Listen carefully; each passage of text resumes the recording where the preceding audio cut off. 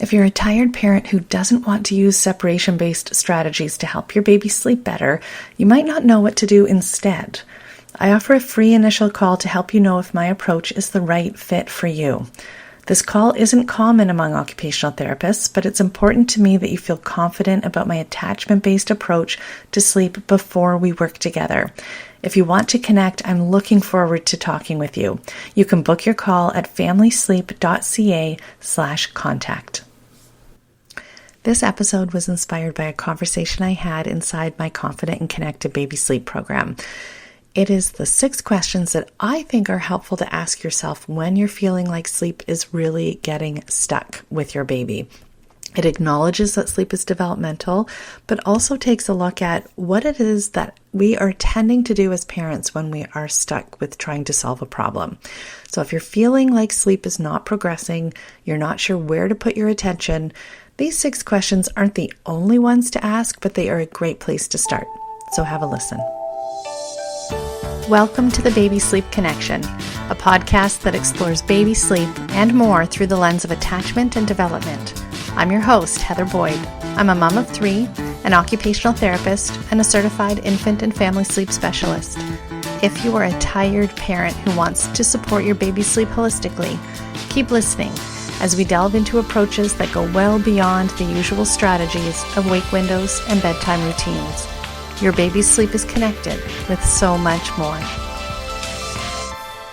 Hello and welcome back to the Baby Sleep Connection podcast. I'm your host, Heather Boyd, and we are going through 6 questions that I encourage you to ask yourself when you are having a tricky time with sleep.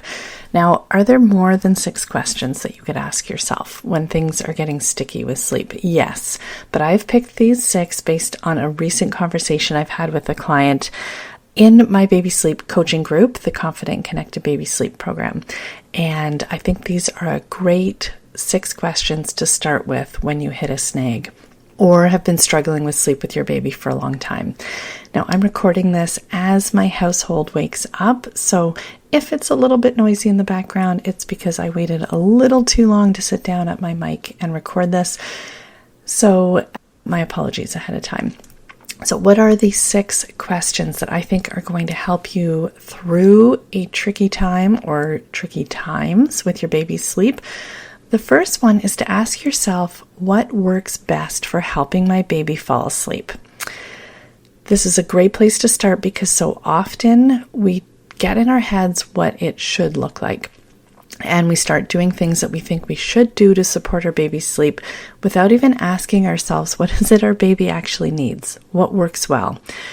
I'm going to jump in with question number 2 as well, because I think they're quite linked. And that is, am I resisting what works best because I'm trying to follow someone else's rules about how to help my baby sleep?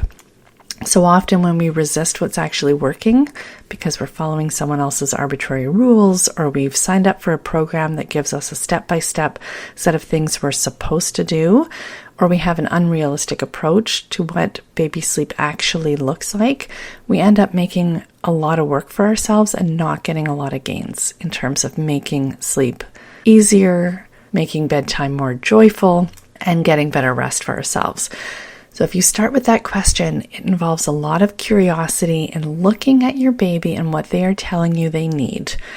So often this resistance comes up with what is working, and we end up feeling, and I find so many of the parents that I work with go through this, there's this huge resistance to what they're doing because they think it's wrong or they think it's not part of the bigger picture. So they're still doing the thing that they think they shouldn't do to support their baby's sleep, whether it's nursing to sleep, having your baby in arms, safe bed sharing. And so the resistance is, I don't want to be doing this because I'm told that this is not following the rules. This is not how baby sleep is supposed to go. This is not my role. They're doing it anyway. So on top of not following the rules, that these arbitrary rules that you think you should follow, you then also feel guilty for doing it. So if you start with this idea of looking at your baby for the clues about what works best, start there.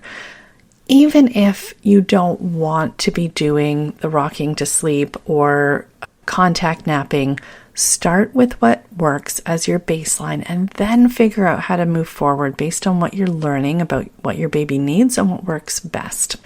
Letting go of that resistance means that you're going to be spending way less energy fighting what is actually working for you, and you'll be spending more time and energy and attention on understanding how sleep works for your baby and understanding your baby. Now, the third question that I want you to ask yourself is, what cues are my baby giving? So take a few days to get really curious about the signals that your baby's showing to let you know that they're ready for sleep, let you know what is working for them, let you know what works for even outside of sleep, what works for them in daytime in terms of activities or ways to spend your time that help them regulate their nervous system. I often have parents looking for ways to settle their baby in the evening, leading up to bedtime, or helping their toddler or preschooler fall asleep. I always tell them start with the daytime when the sun is out and everyone's got a little bit more energy and patience and creativity to look at what kind of cues is your baby giving you that tell you what they need from sensory experiences, from play experiences, from rest time outside of sleep, that allow this idea of this cup that needs to be filled for them, a cup for connection, for sensory experiences that are filling their need for movement or for touch or for closeness, their emotional cup for getting eye contact and smiles and laughter with you. What is it that they need to feel good, and what are the cues that they're giving you when their body is feeling dysregulated or when they are tired? And or, because when we're tired, we tend to be more likely to be dysregulated. And when I say take a few days, I really do mean take the time to slow down and pay attention to this.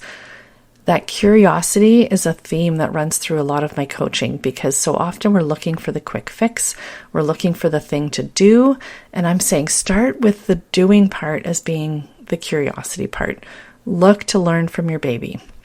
Now, the fourth question I want to suggest that you ask yourself is something around what you can actually shift to make sleep easier. And that is to ask yourself, what happens if I start helping them to sleep a little earlier than usual, 10 or 15 minutes earlier, or a little bit later? For some babies, sleep pressure is built up enough that to welcome sleep a little bit earlier than you think it's needed actually helps them sleep longer stretches, helps them fade out of the false starts that they might be going through. For other babies, if it's taking a really long time or it's a difficult time to get them to sleep, bumping it a little bit later helps that sleep pressure be a little bit higher so that sleep comes more easily. I'm going to use that word curiosity again here. I want you to get really curious or playful about hitting that sweet spot for your baby in terms of timing. Parents often, when sleep is going poorly, get really worried about making change. Sleep is already really difficult, and then I'm asking them to make a change that feels like it could make things worse. And so when you're stuck with that, it can often feel like there's a lot of resistance to making any change. And that worry that if you go too early, it's just going to be a really long bedtime. If you go too late, you'll have a baby that's overtired. I want you to, I was going to say ask yourself, but that's going to turn it into 7 questions instead of 6. Reflect on whether the fear of making a change is actually getting in the way of moving through to something that's going to work better. Your fear is coming because things are already not working well. So what if you looked at this as a chance to learn what's going to work better to get you through? If we stay stuck in the fear of making a change, we could be missing out on this beautiful opportunity to actually have the day, nap times, bedtime, and overnight go more easily. So have some faith in the process. Take some courage, steal that courage to make a change because things are already difficult, to see what you can do to make little changes to move towards something easier, or little changes that give you some insight around what your baby actually needs so that you can give that to them more easily. The 5th question I want to ask yourself is, what is my state of mind as I'm helping my baby to sleep? Now, I know that question can feel really frustrating because, of course, you're tired, sleep is going poorly, you just want to be told what to do. You want something that's going to make it easier right away. And yet, our nervous system is intricately tied to our babies, especially when they're very young. But I would say in general, when we look around at our relationships, the close ones that fill us up, when we are regulated, those who love us and are with us are more regulated too, and vice versa. So if you're looking to help regulate your baby's nervous system better, to make sleep smoother, start at the top. Start with your own nervous system. So often we get really anxious and stressed about supporting our baby to sleep. Sometimes we're afraid to relax or enjoy bedtime because we're worried that we're going to mess it up. We're worried that they're not getting enough sleep. We're worried that they're overtired. So I'm asking you to check in with your body. Take a slow breath. Know that sleep is going to come at some point. No matter what you do, it will come. Maybe not as early or as easily as you want, but that's why we're asking for a little check-in on your body. I want you to focus on your state of relaxation. Often that's you're creating some tension somewhere in your body. You're holding all that worry, all the stress of that 1,000-long to-do list that's in your head, and the stress that you are responsible for all of the things that make things go well or poorly for your baby or your family overall. Focus on your state of relaxation. Look at where you're holding that tension. For me, it's in my shoulders. I always ask parents to check in on what's the distance that you find from your shoulders to your ears. Can you make that distance a little longer by dropping your shoulders with that deep breath? Many of you might be holding tension in your stomach, in your hands. You might be holding your arms or fists really tightly with tension. When you can focus on the state of your own body and relaxing your own mind, you're coming to sleep, or whatever challenge you're experiencing with your baby, with a more regulated, calm nervous system yourself. And because of this thing called co-regulation, that if you've been listening to any episodes beforehand, you'll know that I bring up this idea of co-regulation a lot. When your system is more regulated, your baby is going to mirror that. And so when things are tough, we often look for that external solution. What can we do with sleep or timing or with the environment? Or do we turn lights off sooner? Do I rock to sleep? Start with you. Now, the last question I want to ask yourself is, how hard am I working to get my baby to sleep? Rarely are parents not working hard enough on sleep. Rarely is it that you're dropping the ball and not paying attention to sleep enough to make it go better. More often, you're working too hard. How? Well, you're putting energy and effort into things that are not in your control. So I want to remind you, or tell you for the first time, if you're new here, you are in charge of offering an environment for sleep, a physical space that's safe and calm, an emotional space that's connected and highly securely attached, appropriate times, like when you're offering sleep. All of these things make it conducive to fall asleep. But your baby is doing the best they can to regulate their body in a world that can feel overwhelming and confusing and amazing. You're in charge of the environmental piece, and their part of the job is actually falling to sleep. They're doing the best they can. And you're there to help, but you can't make it happen. So when you're looking at working so hard to make your baby sleep and it's not working, I want you to work less hard. I want you to find the easy ways through. That goes right back to question one that I want you to ask yourself is, what works best for helping my baby fall asleep? Because if you can start there, then you're not working hard on the things that don't matter.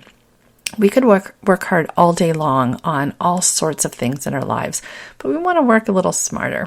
I think it was my teenager this week that said, don't work harder, work smarter. And I'm going to pull that out as a useful mantra at this point, because so often we're working on making sleep happen outside of what we're actually in control of. And I want you to find easier sleep and easier ways through the day.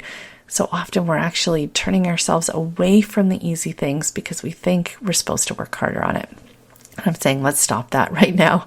Let's find the easy way that works. I will close off there. sounds like the household is still relatively quiet, so this recording should be pretty clear. I would love to know if you think I missed a question that you think is important to ask yourself when you're going through some clunky times with sleep. I'll also remind you that if you are going through challenging times, I offer free discovery calls. That's a chance to chat with me about what is sleep looking like in your household right now? Where are things getting tricky? And what might my role be in supporting you and finding an easier way, not through behavior, but through holistic, attachment-based, evidence-based approaches to looking at how sleep actually develops and how to understand your baby well enough to figure out what is it that they need to sleep better so that you can sleep better too. Wishing you all the best. I hope you can have deep restorative sleep and enough of it tonight, and I'll catch you on the next episode. Bye for now. Thank you for joining me on this episode. I do hope that you found the information and perspectives in this podcast episode helpful to you as you navigate your baby's sleep development. Of course, this podcast provides general information and it isn't tailored to your family's reality or the specific needs of your baby. If you're concerned about your baby's sleep or health, be sure to reach out to your healthcare provider. If you're feeling exhausted and overwhelmed and you need a place to feel nurtured and reassured, you can find me on Instagram at familysleep.ca. Until next episode, look for the connections that support you and your baby.